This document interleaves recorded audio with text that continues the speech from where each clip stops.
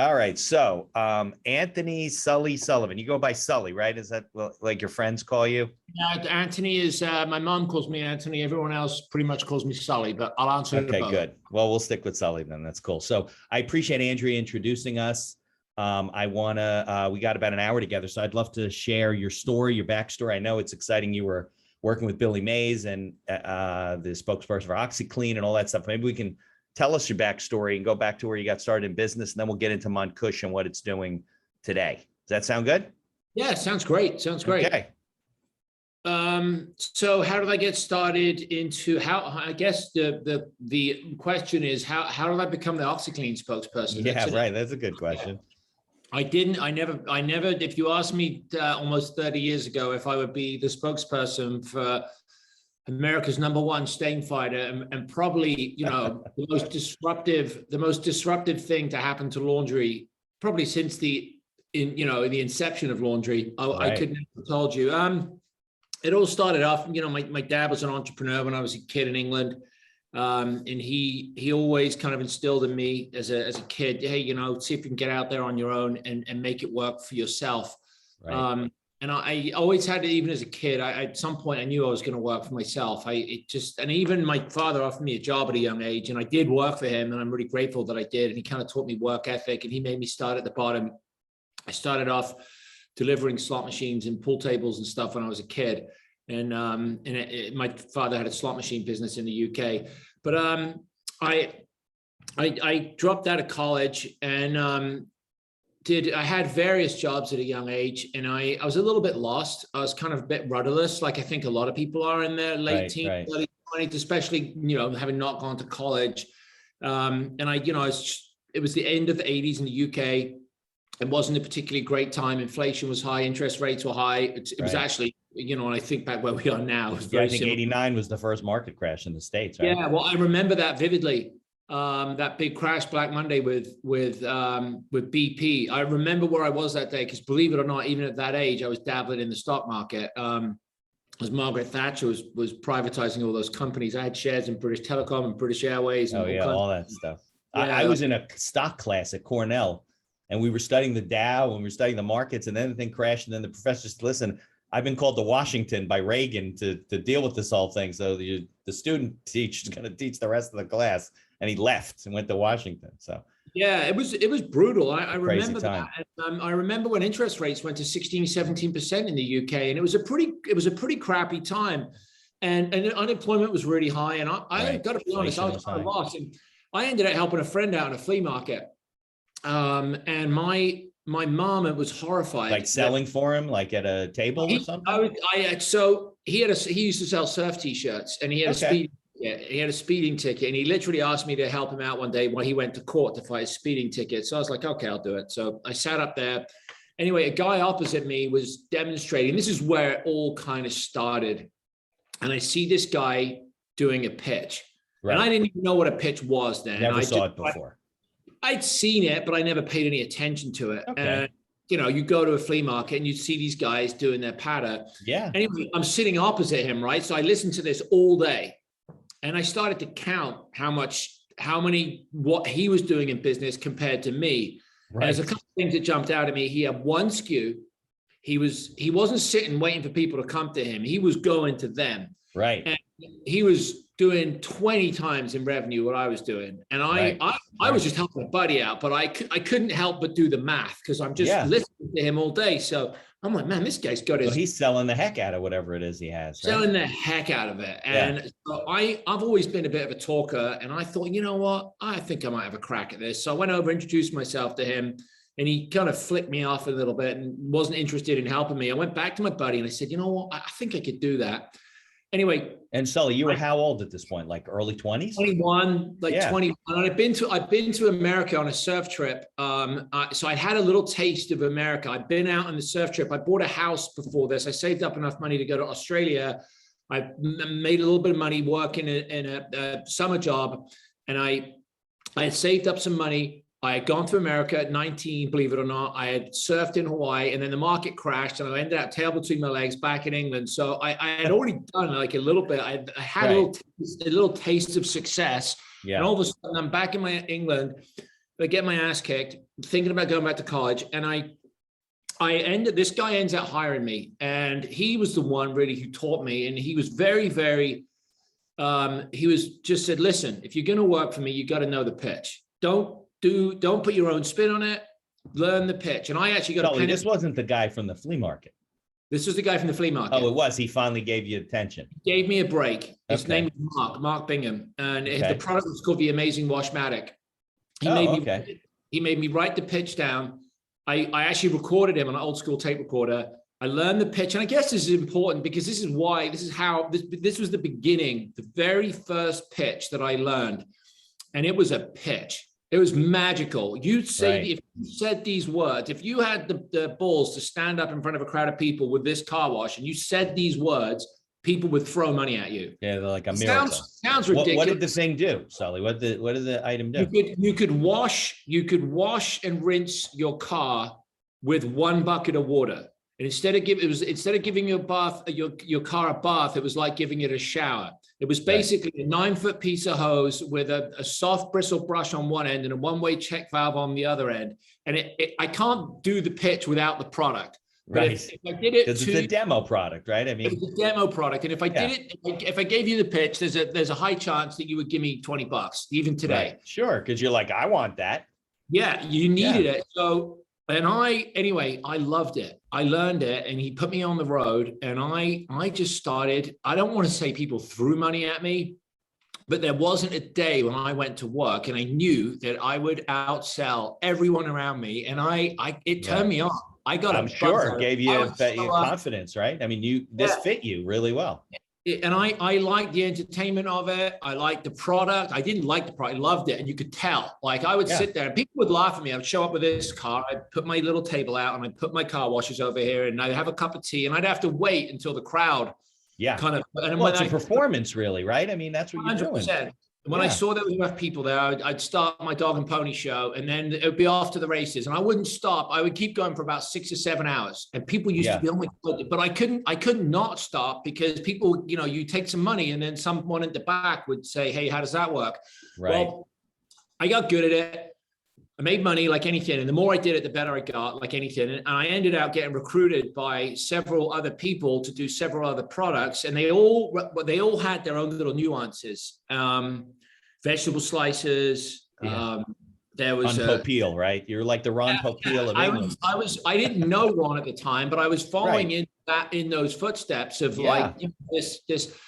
And then, a couple of years went by and it was great in the summer and it was bad in the winter. Because the weather, it was very weather dependent. And it was outdoor stuff most of the time. Yeah, I look back on it now. It was early mornings, sleeping in the back of my van. I was a kid, right? So I didn't care. Yeah, right. Cash, a lot of fun.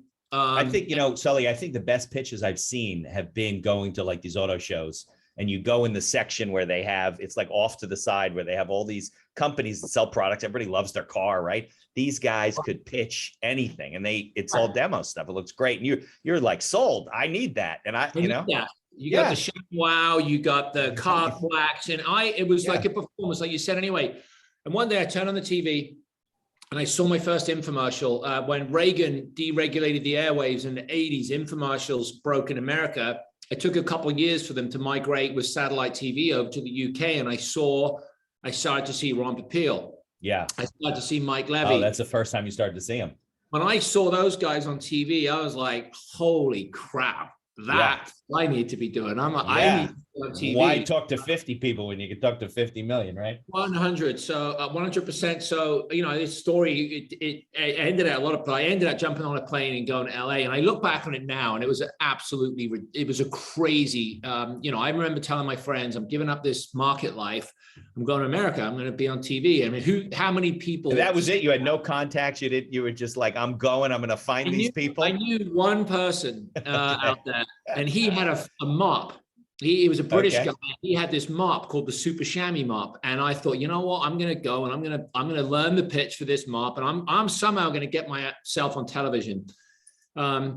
But he wasn't on TV at the time. The product wasn't on TV. No, it wasn't on TV. I was young and reckless, and I had nothing to lose. And that's a beautiful, when you got nothing to lose and you're young and you got a dream, like that's when you want to go for it, right? So I guess, right? You got nothing to lose. Now, were there any of the shopping networks in those days or not yet? Well, they were. I didn't know about the shopping networks. I hadn't seen them. I just was watching infomercials at the time. So I ended up going to LA, and I worked every single municipality in Southern California and up to Oregon. I worked at either the fairgrounds or the convention center, from Santa Barbara to Fresno. Right, you had to pay your bills, right? You went out there, you had no job, right? So no job, and I learned the mops, and it was different in America because the sense of humor was different, the performance was different, but I had an accent. Yeah, people like the British accents here. Yeah, what I learned is, if you got nothing smart to say it with a British accent. Right, I agree 100%. Yeah, it'll at least sound a bit better. So right, exactly. Anyway, the gentleman that I was working with out of Los Angeles, he was giving me 25% commission, and I was loving it. I was in California, I had a van, and I was living in it. It's weather's good, right? I couldn't. It was a whole other world, right? It's British kid accent. It was like, I was loving life. In those days, that was a real van, right? It wasn't a minivan. It was like it was a 1977 Ford extended Econo van. Oh, nice. Yeah, that's a real van. Yellow. Yeah, that's funny. So, and I would camp out, and in between weekends, I would go to the beach and surf and hang out. Anyway, I got a call to go back to New York and Pittsburgh and Philadelphia and Boston. And they were like, you need to go back east. I remember the streets were paved with gold was what they told me. And I thought, all right, I'll go.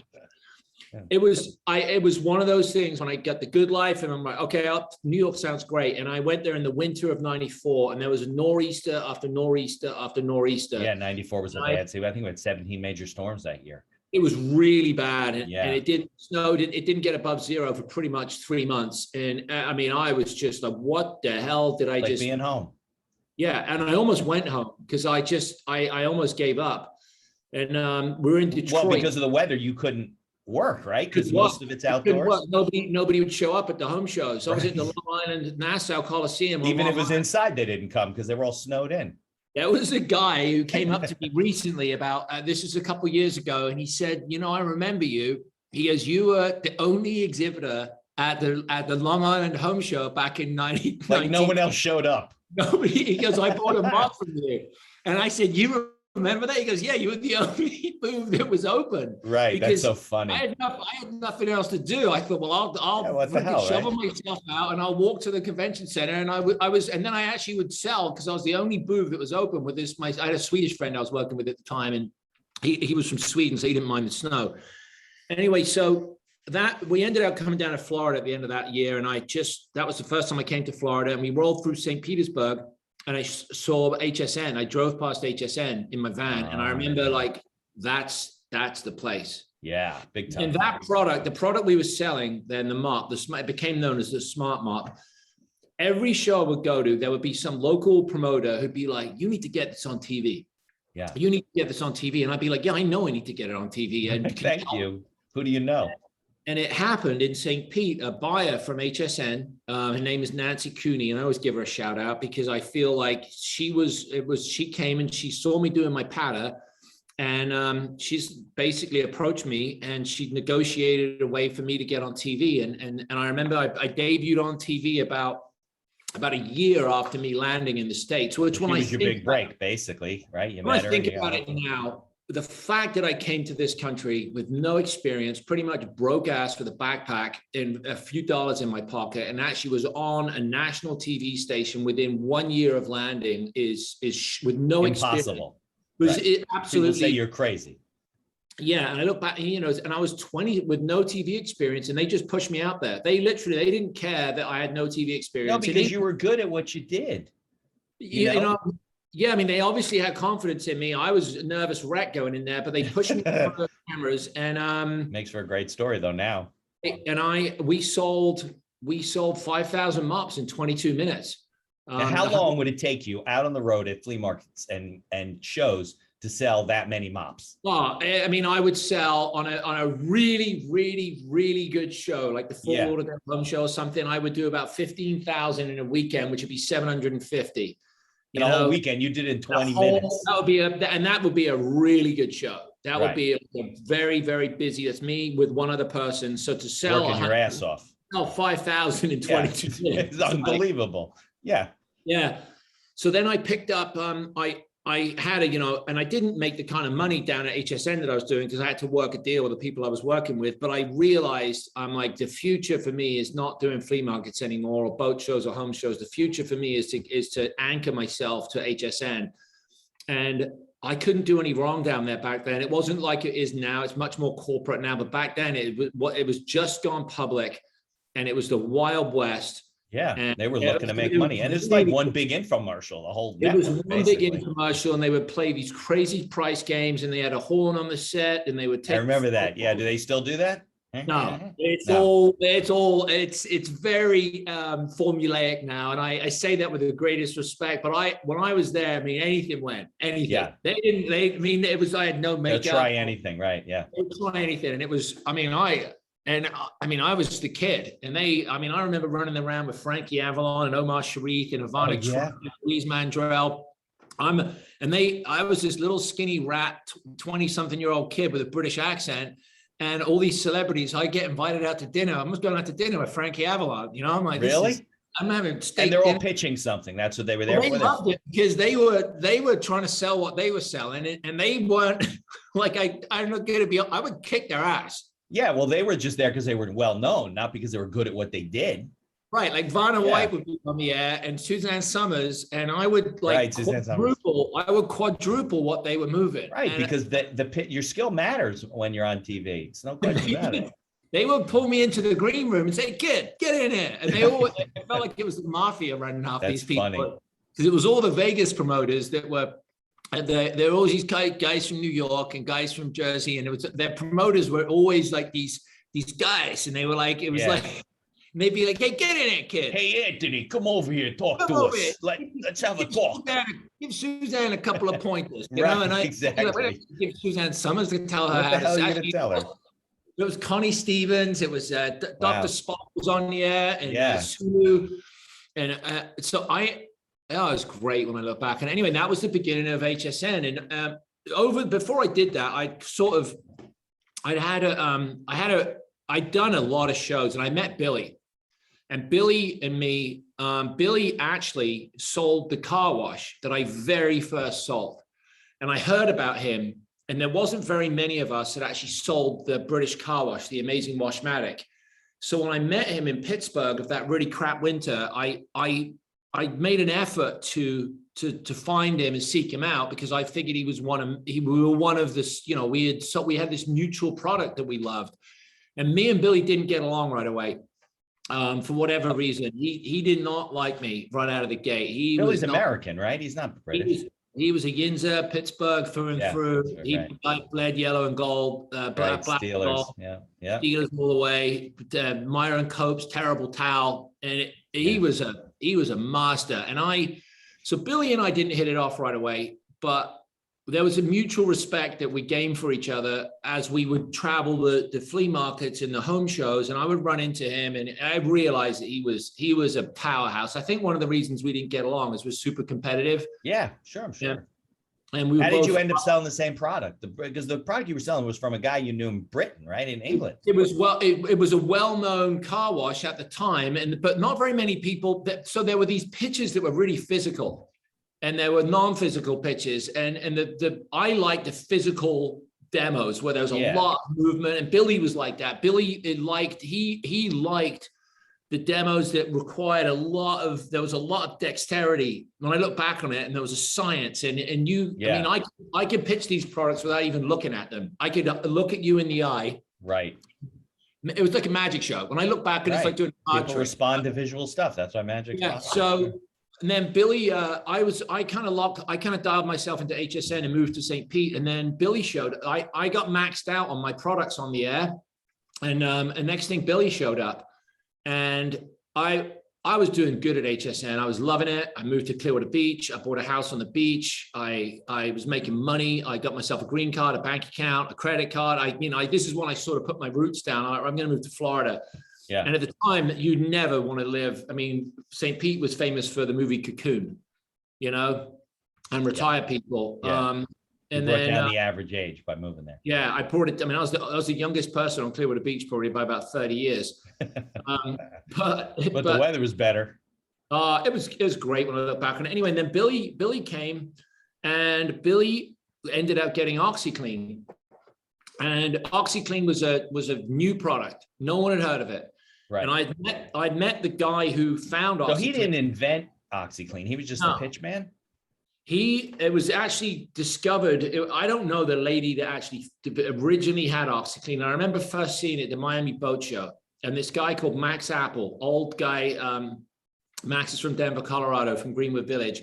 He found out, he did a deal with a lady that found Oxiclean. They named it Oxiclean, and he recruited Billy because Max was a little bit older. He was a former pitch guy, and he knew that Billy was a powerhouse. So he recruited Billy, and then Billy knew the pitch for a product called DD7, and Billy took that pitch, took the nuts and bolts of that pitch and applied the demonstrations to Oxiclean. And Billy came up with all the one-liners: powered by the air you breathe, activated by the water you and I drink. It's Mother Nature approved and safe on colored fabrics. Add a scoop to every load of laundry. That was all Billy. Right. And when he got on HSN, I mean, you want to see something catch fire.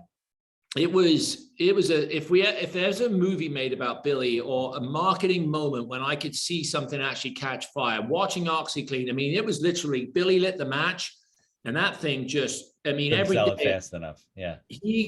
The computers at HSN used to crash. There would be a line of people on the phone, and they'd be selling some jewelry or something. Then I would come on the air and I'd be able to redline it.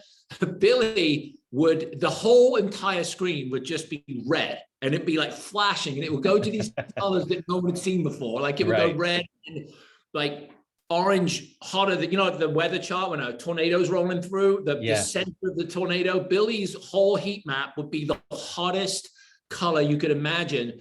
And the phones, everyone would be picking up, and it would be total pandemonium. And I remember the energy and the laughter, and I would be like, holy crap. He would come back in the green room and he'd be dripping in sweat. Yeah. And he'd be like, how'd I do, Saul? And I'd be like, dude, you just like.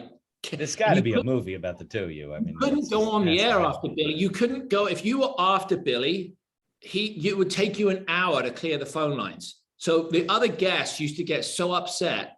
Yeah, because they couldn't even call for the new product because it's already full. It's all busy.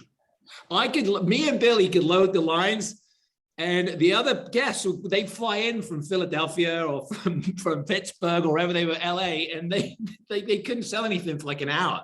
Right. And we would get yelled at. We literally would get yelled at by the other guests. Like, you're behind you guys. And it was so. And then the owners of Oxiclean ended out getting it started to get people's attention. I left HSN after working there for 4 or 5 years. This was over a 4 or 5 year period now, looking back on it. And I decided to start a production company and start making commercials because I learned enough by now. And I'm like, you know what? I'm going to start making commercials because I'm going to start making commercials. I'm going to make short form commercials. So I spent so much time at the network, I started to understand the architecture of what it would look like. And I kept getting asked to be in commercials, and none of them ever worked. None of them worked?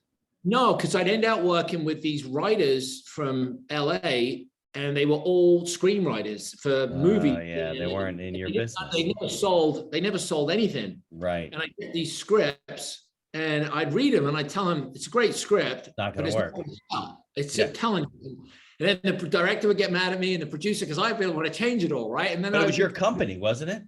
Well, no, I would get hired as talent. Oh, I understand. Okay, got it. Right. And they would hire me and Billy to go and do these commercials, and we would go out to LA and we'd shoot these commercials for other people, and I'd get them back and they were good, but I'm like, it's okay, but it's not, not going to set the world on fire. Yeah. But a pitch, right? Me and Billy, we had a way of doing things.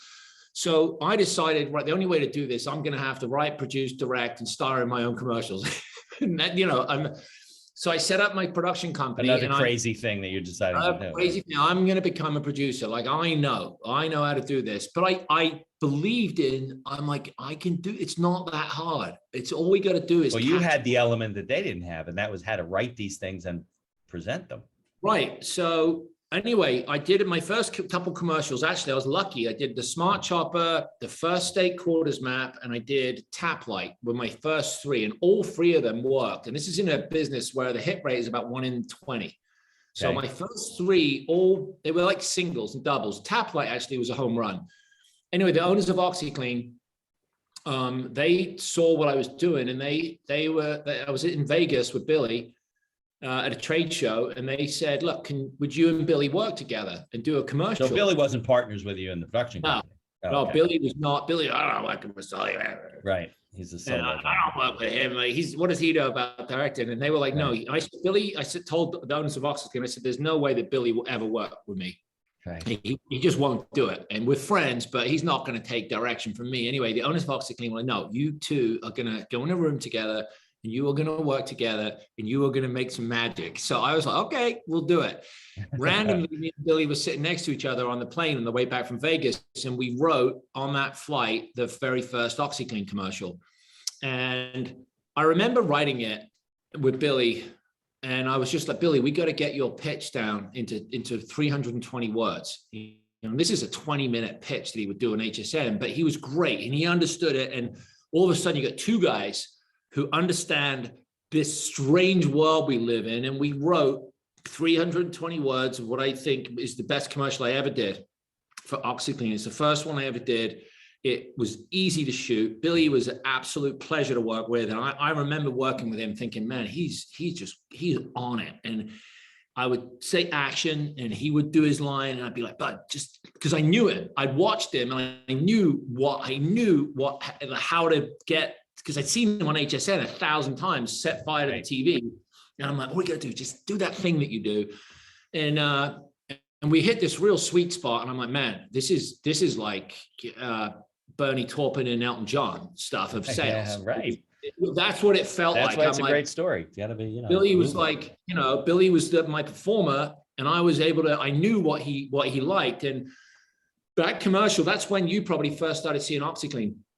I don't think I saw it on HSN. It was on TV. That's probably and that's when Oxiclean hit the mainstream. And then Lee Scott, the CEO of Walmart, saw the commercial. He made it a global VPI. And this was 2000, we shot that commercial. And by 2005, Church and Dwight, the parent company of Arm & Hammer, real smart guys, a CPG company, they're in Arm & Hammer, Nair hair removal, Trojan condoms. They have a lot of really big conglomerate, right? They came in and they saw the magic, and they came in and bought Oxiclean for almost $500 million. Yeah. So that was how that all happened. And Billy and I were in the middle of that. I remember the day that happened as well. And it was just all of a sudden, this happened over a very relatively short period of time. And, it was just this crazy ride of just being in the right place at the right time with the right product, with the right person at the right price. And all of a sudden, Church and Dwight buys the company, and we ended up getting a reality show, Billy and I, because the two of us, when we were at it all the time. Right. We shot a reality show called Pitchman with Tom Beers was the executive producer of. Okay. And then unfortunately, Billy passed away in 2009, right in the middle of, we were on the Tonight Show. We had a hit TV show. Yeah, Billy sudden, right? He wasn't sick or anything, was he? No, he had 3 hip surgeries, and he was 50 years old, and he was actually suffering with a lot of pain from his hip, and he was medicating a little more than he, is in pain. And it was sad, a heart attack. He was very stressed, and I think he was looking back on it. It was just working really the typical success story when all of a sudden your star is like dead, and you're like, wait a minute. You just keep pushing someone out there where, eventually they just crack. And unfortunately, I think Billy just, they kept pushing him out there, and it was really hard. And that was kind of when everything was, the needle on the record went, zzz, that was like, okay, time to reassess and reevaluate. What are we doing? Where are we going? And what's next? And that's when I went into a pretty dark hole for about 6 months of just, nothing made any sense. I'd lost my best friend, and no amount of money or fame or TV commercials or anything was going to help solve the problem. It's just grieving. I was young and stupid, and I didn't really know, I'd never lost anyone that close to me. I do what most people, just get through it, right? You just keep getting every day and going at it. And then Oxiclean came to me about 6 months after he died, and they said, look, we need you to be the Oxiclean guy. And I was like, I don't know if that's going to be a good idea. And then a lot of people said, you should do it. They're like, Billy would roll over in his grave if he thought you were going to be the Oxiclean guy, but he would also want you to do it. Yeah. And would you want some other guy that nobody knows to do it? I wrestled with it, and I decided, you know what? Let's do it. Let's go for it. And I'm really, really happy that I did. And the guys at Oxiclean are honestly, I've been involved in corporate America and with many companies and people, and dealt with, flea market people. And I've dealt with CEOs and presidents of some of the biggest companies in America. And the team that runs Oxiclean, the Church and Dwight, are some of the classiest, nicest people you could possibly imagine. The way they handled that, and the way they've handled the brand and grown the brand, and to see Oxiclean where it is today, and to get the love. And I tell you what, Oxiclean gets love. And I think it's because of Billy, and because of what I brought to the table, and because of the team at Church and Dwight that runs it. Kids and will come up, Oxiclean. Really? No, I mean, it's in everybody's laundry room now. It's not, it's common. It's everywhere. Yeah. And it's great. The blue shirt and the khaki pants. I mean, they'll give you a little story behind the blue shirt. People ask me, how did Oxiclean get a blue shirt? The reason why Oxiclean has a blue shirt is because Billy was on the air at HSN so many times. They had 3 networks at one point. So he would bounce between Net 1, Net 2, and Net 4. Don't ask me why it was called Net 4. And he was on the air almost every hour, right? Yeah. And it was a very physical pitch. So he used to sweat. So he would bring in 10 pairs of khakis, 10 white t-shirts, and to stop the sweat.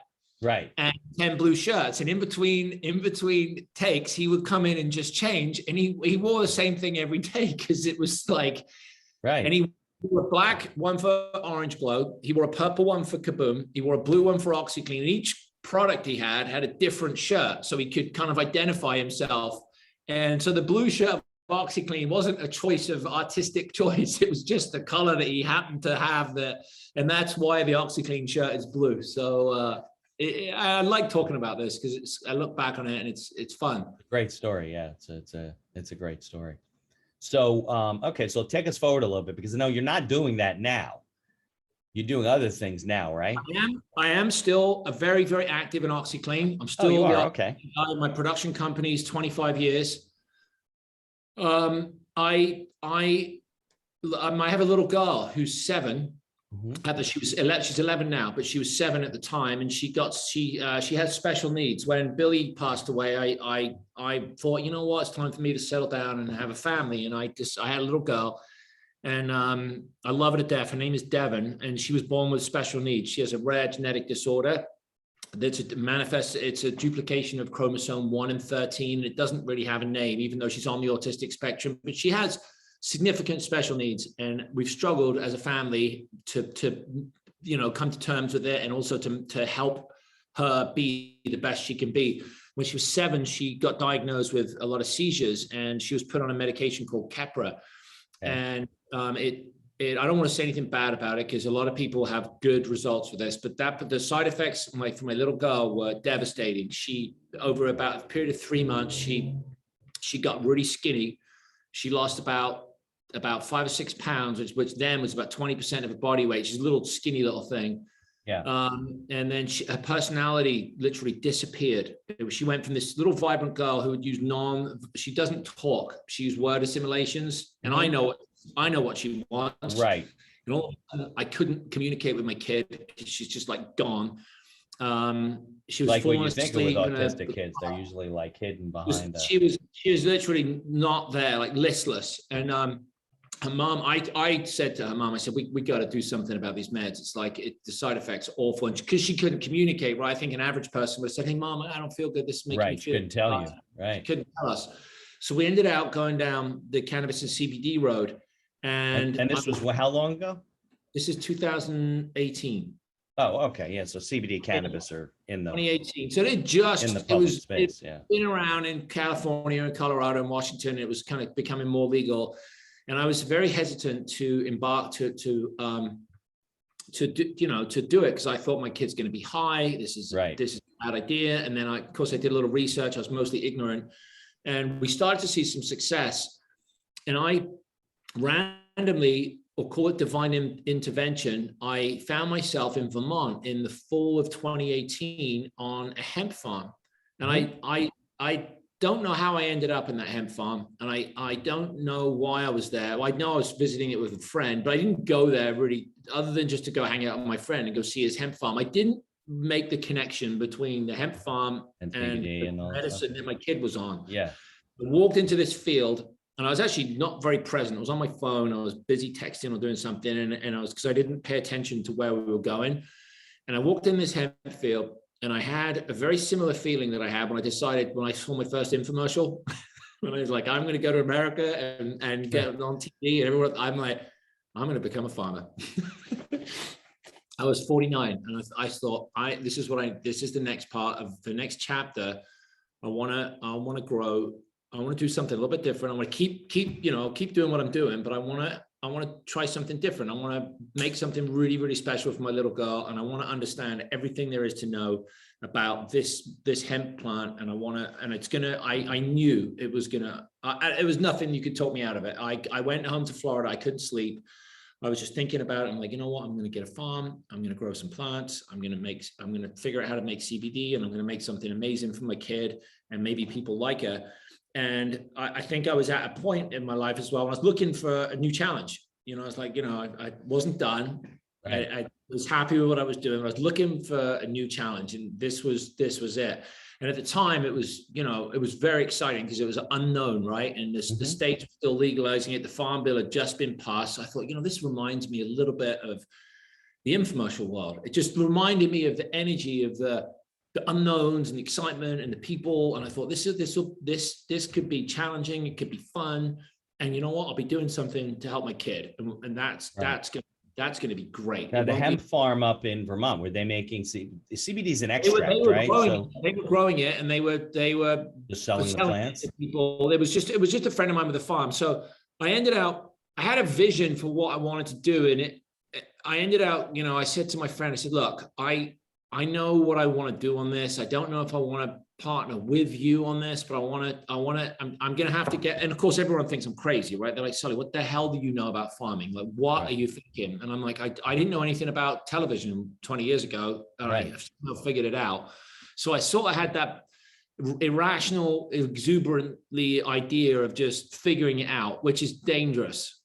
It's a dangerous thing to do. When I look back on it, these are some of my dad, when as a kid, my dad, when he started his business, he bought 40 slot machines, and with the goal of putting them in pubs all over the UK. And you can't legally buy 40 slot machines without a gaming license. And my dad told me this story when I was really young. He said, son, I just bought those machines. And then he applied for the gaming license. Yeah. And he got the gaming license afterwards. And I remember thinking of the risk of that. I'm like, man, my dad took a huge risk. Like that buying those, he was young. He had two young kids, and he lived in a little house in the UK, and he decided to go on his own. And I think that story of like, all right, we'll get out of our comfort zone, and we'll have to figure it out. Yeah. That sort of stayed with me. So I ended out buying a piece of land in Vermont, 116 acres. I looked everywhere. I got a couple of people to help me on the project. An old friend of mine from Philadelphia helped me, and we found a farm. We spoke to a few people, and we figured out this is a young business. We bought a tractor, we bought the seeds, we did a lot of research, we flew around, and we went for it. And we went for it a little bit too big. When I look back on it, we didn't do a couple acres. We bought 66,000 seeds, and they were in 3 soda cans. 66,000, yeah. And when these plants grow, they grow 6 feet high. It's basically as many people as you get into the average football stadium. So it was. And would you have machines to plant these things? You can't plant 66,000 seeds by hand. We planted them by hand. You're kidding. Nope, every single one of them. Actually, both Holy years. shit. 66,000 seeds by hand in these little 36 count trays in 3 greenhouses that we built from scratch. And I knew it was going to be a potential, I knew it was going to be good TV. So I shot my reality show with Tom Beers, and I told Tom, I said, you got to come up and shoot, we'll shoot this. And I got some money together, and we started filming, because I'm like, this could be a train wreck. It's going to be good TV, seeing if I can pull this off, Right. with it. Now, hemp's not grown outside, Sully, right? It's in grow houses. Grown outside. You can grow it inside. The genetics that we grew outside. The plants, the little tiny seeds, we put them in the trays. When they start in a greenhouse, like they germinate in there. I got about 6 weeks, they're about this big, and then you take them out, like you would, and you put them in the ground about 3 or 4 feet apart. Got it. There's about 5 feet between rows. We laid 55 miles of plastic drip irrigation, and we learned how to farm. We had 1 tractor that turned into 3 tractors. We got our organic certification, fertigation. We bought our farm on the side of a mountain. God knows what the hell I was thinking. When it was in full bloom in 2019, 2020, we didn't grow last year because we didn't have to. People will come up there and be mesmerized. They're like, holy, as far as you could see, we had these beautiful hemp plants, and they look like the cannabis plant to look at, and they smell like, and we pulled it off. Anyway, there was, it was a lot to it. It was like a whole new business. And I was rattled doing it, because all of a sudden you realize the scale of something like this. We had to grow the plants. We had to figure out, weeds. We had to figure out the pests. We had to, the biggest thing was the harvest, is getting these things down the mountain and dried in getting them stable. And then hemp prices collapsed at the end of 2019. So we had to deal with that. But just because there was just too much supply. Oversupply. And, right. I had not been in this space before, like anything. There was a big rush, and all of a sudden there was oversupply, and the price collapsed. But we were able to weather the storm, and we ended up pushing it gets, without getting too complicated, I wanted to make the best product possible for my kid. And we discovered that there was a way of extracting the oil from the hemp plant by using a press. Okay. And if you go into the average hemp refinery, they look like gasoline refineries. These giant machines. You put the plant in one end, and this white powder comes out the other end. And they go through rotovaps and heating and distillation and CO2 and extraction and ethanol. And it looks like it could explode at any minute. And here I am, like, right, I'm doing this for my kid. I'm a guy, I'm always looking for the hook, right? I'm like, what is going to differentiate us from the rest of the pack? What, Oxiclean, there was enough laundry detergent on the air back in the day. You didn't need another laundry detergent, but Oxiclean brought something different to the table that people wanted. Right. So I'm always looking for what's a good position for us to do something different, to tell a story. Firstly, I'm obviously motivated to help my kid and make something really, really top. We decided to extract using a press and do solventless extraction, which is really simple. We just take the flower, and I use the word just very loosely, but you squeeze the flower and out comes this oil. And you can check us out on our Instagram page at Montkush, or on the website. You'll see the story. So nothing has to be processed, just squeezes right out of the... Squeeze it right out. And then in that oil, we didn't know at the time, because no one was doing it. We sent the rosin, it's called rosin, and we sent the rosin off to these third-party labs. And all of a sudden we got a USDA organic certification in our first year from the Department of Agriculture. So that was a win for us. And because of that, we were able to maintain the organic, the organic integrity of the plant all the way through. And the rosin, we sent it out for third-party analysis, and it came back super, super high in CBDA. And at the time, we're like, what's this, and people were like, you guys have CBDA at like almost 80%. That's a good thing, right? It's a good thing, yeah. Well, it actually exists in the plant as CBDA. And if you use chemicals and heat, that A burns off. It's called decarboxylation. Okay. So the purest form of CBD is actually CBDA. And we had it, so we bottled it, and that's our best seller. Anyway, unbeknownst to us, the people who really like enthusiasts and aficionados and who want, the best. It's almost like a sipping tequila, right? You can go buy some garbage tequila and you go get your sipping tequila. We sort of had the equivalent of this very, very potent natural cannabinoid in our rosin that has become, it's our best seller. So we actually do make the next step down, if you will, and it's still organic because if you warm it up over a certain temperature, it turns into CBD, but it's our rosin based. It's all rosin based. Got it. And there's a big market for this rosin. And it's just getting bigger every day. But and that's kind of a precursor to the CBD oils and yes, stuff you see on the yes, shelf. You just nailed it. Precursor is the word. I sometimes don't use these. Some people get confused, but it is a precursor. Yeah, I And understand. so It's like a raw material kind of, right? It's just, I kind of tell people, when you have orange juice and you squeeze it from an orange and it's just. This hasn't been processed or anything. Yeah. Now, Sully, I want to ask you a question because you got interested in doing this farming. Were you already, I don't want to use the word experimenting, but using CBD to help your daughter and it was working for her so that you were, and then you kind of saw the farm and you're like, well, we got to do this. I mean, was there a connection there? Yes, I had my daughter's mom, her name is Brett. So it's a little confusing. She's a PhD in school psychology. So she's way above me. Not your wife. You guys didn't get married.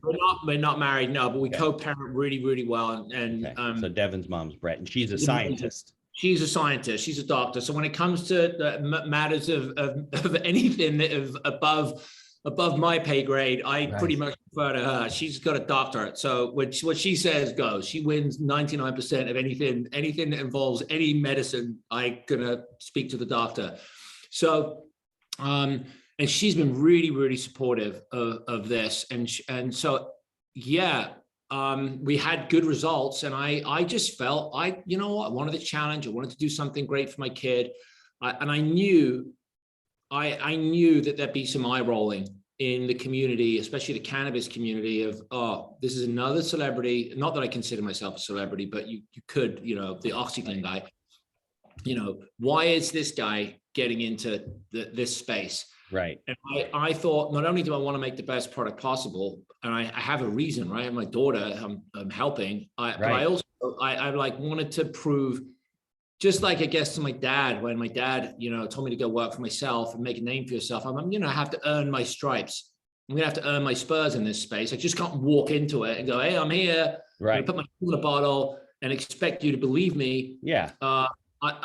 I know from even when I showed up at HSN and you said it, I put my 10,000 hours in, and I feel like on this one, I don't know how I do have 10,000 hours in now because it's been 3 years.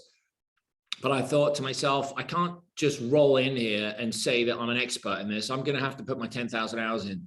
And that is what I'm doing, and that is what I've done. It is taken 10,000 hours. It has. It's a different thing for you because even if you're selling this, you're producing whatever, it's not a demonstrable product. You're not, you were very good at hands-on showing things, wowing people, selling things, knowing how to put those commercials together. This is kind of a different, it's a product, right? You're doing great things with it, but it's not. You can't put somebody up on stage and you give them 2 drops of CBD and something magically happens. No, this just kicked my ass from a marketing standpoint. The thing that I'm the best at is the thing that I've been humbled on, because all of a sudden I'm in a space now when it's not a physical product, right? It's not something where I'm like, watch this. Yeah, you can't do that.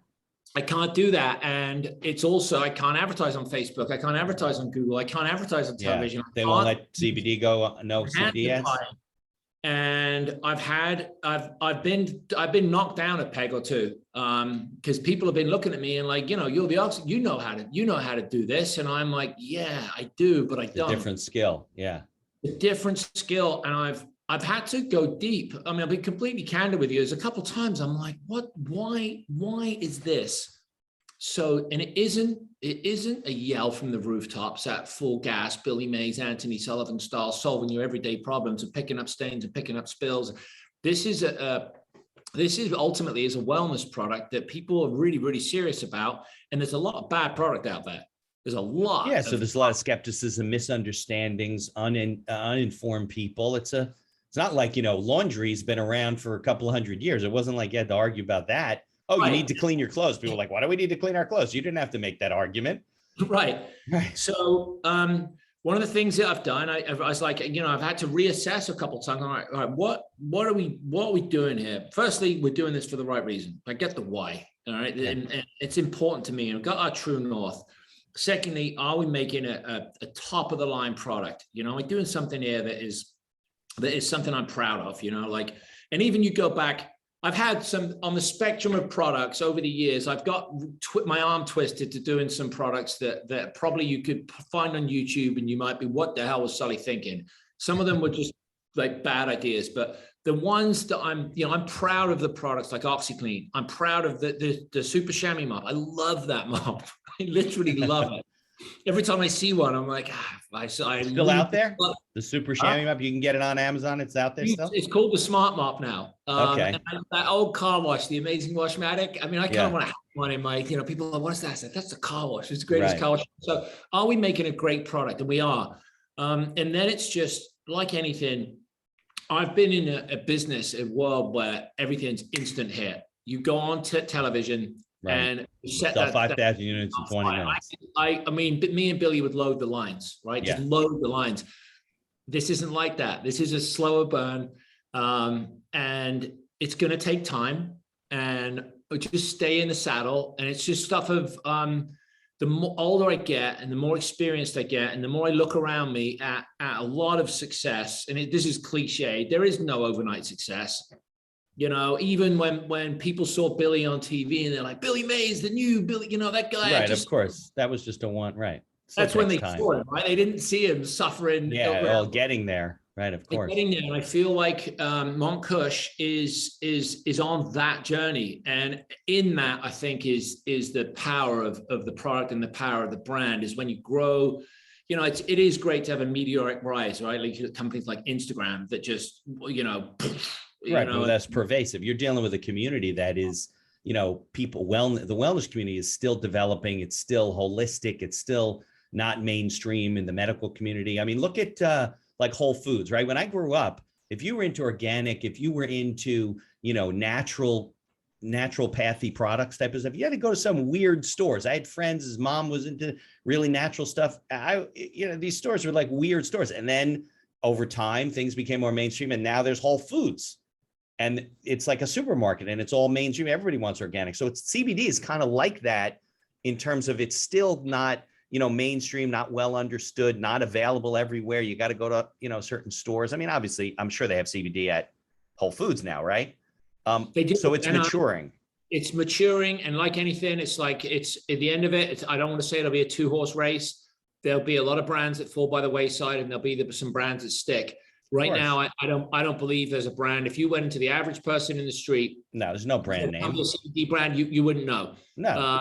You say, tell me a laundry brand or a chocolate bar or a motor car. People will give you 5 brand chocolate bars that they know off the top. That hasn't happened to CBD yet. So the people that are in it, they think, oh, this is a mature business. In the grand scheme of things, it's still a very young business. Right. We're still figuring out. We got FDA issues to deal with.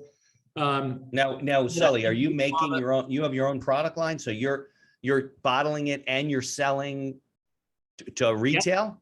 Yep. We actually have focused very much on our direct to consumer on our web. We like that.